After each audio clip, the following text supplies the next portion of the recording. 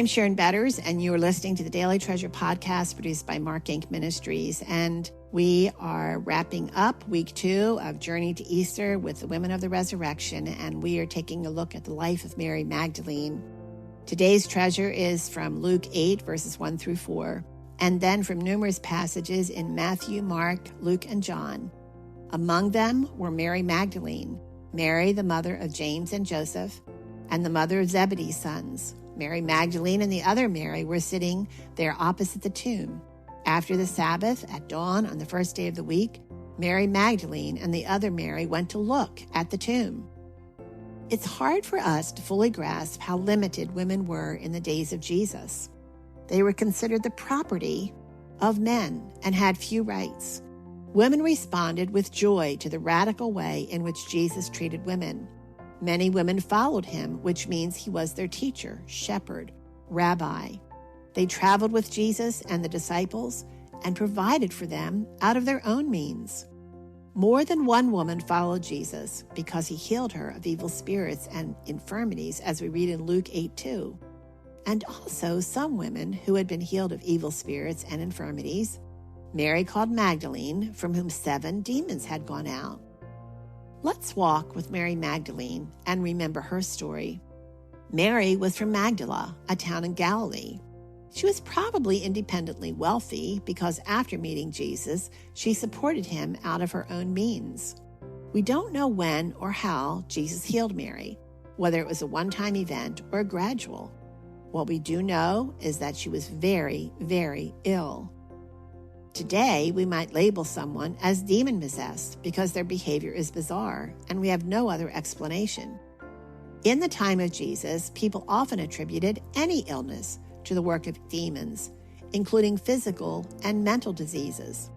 The demons could be from dead people, animals, or just plain, terrifying monsters. Mary must have been extremely ill because Luke tells us she was healed from the possession of 7 demons. The number 7 is often used in Scripture to indicate complete. Mary's illness involved every part of her. If she could talk to us today, I think she would tell us about how she lived with terror and danger because of the 7 demons possessing her. A demon-possessed person was a danger to themselves and to others. However, we don't know if Mary wandered the streets of Magdala, crying out for help, or if she suffered alone in her home, surrounded by wealth, incapable of enjoying life. Those who loved her may have abandoned her long before, unable to help her have any kind of productive life. Or they may have faithfully cared for her with no hope she would ever be healed. The darkness was too great. But when Jesus came, the light entered the darkness, and the darkness could not overcome the light. Pause a moment and absorb the truth of these few words. Our first Christmas without Mark, I concluded I would not breathe if my body did not breathe on its own. I begged God for mercy and watched for the treasures he promised to send. On a cold, gloomy afternoon, I opened a Christmas card and saw a dark night sky with one bright star and the words from John 1:5. The light enters the darkness, and the darkness cannot overcome it. Those few words reminded me that no matter how dark, one light not only flickered but glowed and led me into the heart of Jesus. My grief would not have the last word. The light of Jesus glowed in my darkness, leading me to his heart. His light broke the midnight of Mary's soul. I wonder what hopeful words drew Mary to Jesus. She experienced resurrection power that transformed her personal world. Somehow, Jesus touched her, and new life exploded throughout her body and soul. She had no choice but to follow the one who saved her in every way. Luke mentions Mary first in Luke 8, 1 through 4. She is mentioned 12 times in the Gospels, always in the context of her personal relationship to Jesus. We can conclude that Mary led the women followers and Peter the male followers. It was not unusual for men and women to travel as groups, though in this case they traveled as one group. She stays close to the one who broke the darkness. I love this picture of a woman who responds to grace by giving her whole life to the one who saved her. Imagine with me Mary organizing the other women, assigning tasks, leading conversations in response to Jesus' teaching, asking each one how she will respond to his call to mercy. Imagine the women spreading out through the crowds, praying for the Lord to lead them to the one woman who needed to experience Jesus' love through their hands, eyes, help. Conjecture? Yes. But I don't think it's too far a stretch to imagine these women practicing the very life-giving principles taught by Jesus. Mary did not follow Jesus because of the rules or expectations of others. She did not follow in order to work her way to heaven. She followed Jesus because she could do nothing else. It is the Friday that men call good. Mary stands with the inner circle of women in the life of Jesus. Let's remember these women had stayed close to Jesus and experienced not just the hours at the cross, but days of watching Jesus tortured and not knowing what was coming next. My husband is Lebanese, and I have witnessed the wailing of Middle Eastern women at funerals. It is not hard for me to hear the wails of the women standing at the cross and those standing afar off. Put yourself at the foot of the cross and imagine reaching out to touch the bloodied feet of Jesus, the one who loves you more than anyone. Picture yourself clinging to the other women in terror as the earth shook and the rocks were split and the darkness covered the earth.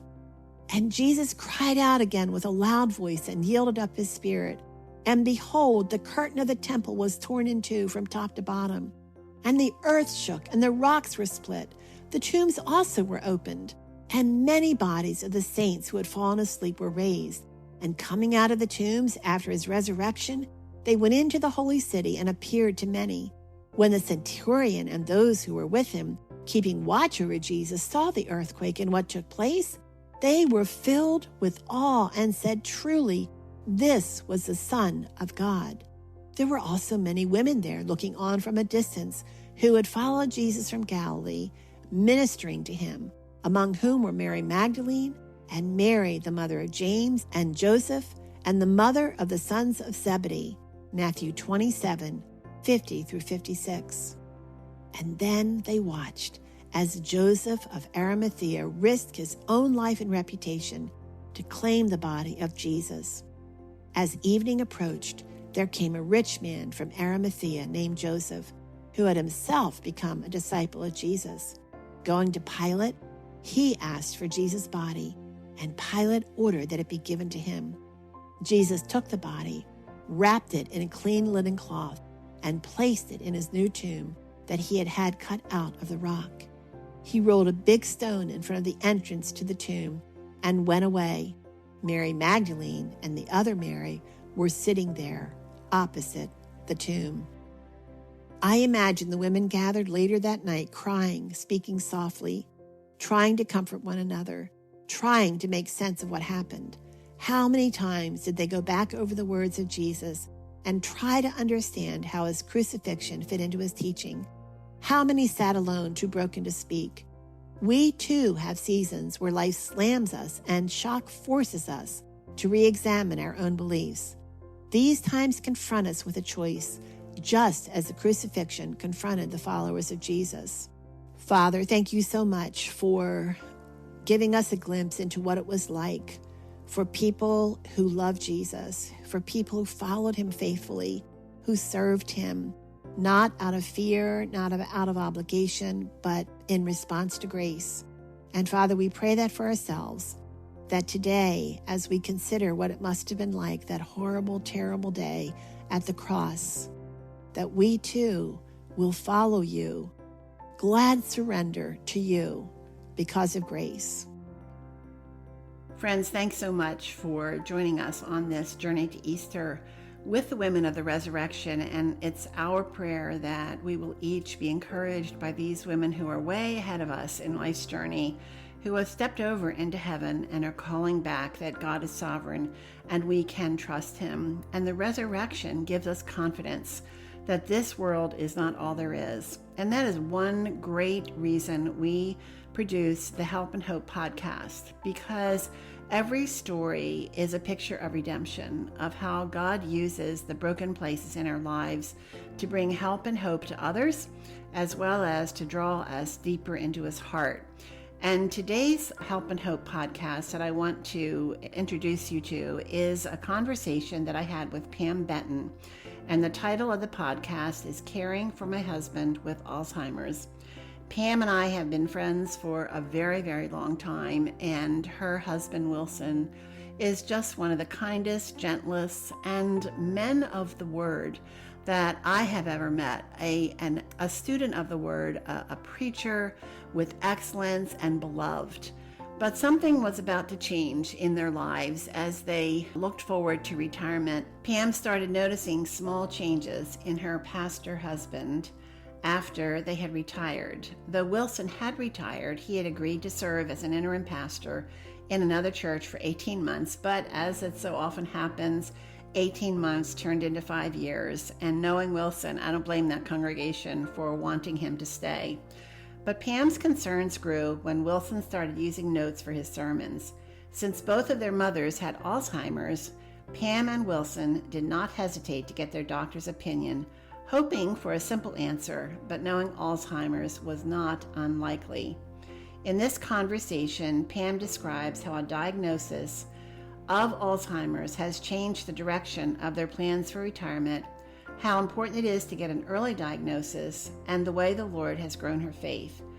And Pam's children have told her that in spite of a lifetime of ministry, this season of life is perhaps the most important as she models for them how to love their dad well in what many call the long goodbye. Friends, this is one of our most popular, most listened to podcasts, and we are reaching back into the archives for the month of March as part of our 30th anniversary celebration to share with you some of those resources that have touched many, many hearts with the light of Jesus. You don't want to miss this conversation with Pam Benton. Please go to markinc.org, that's markinc.org, and look for my conversation called Caring for My Husband with Alzheimer's. I'm Sharon Betters. Thanks so much for joining us, and I look forward to being with you tomorrow.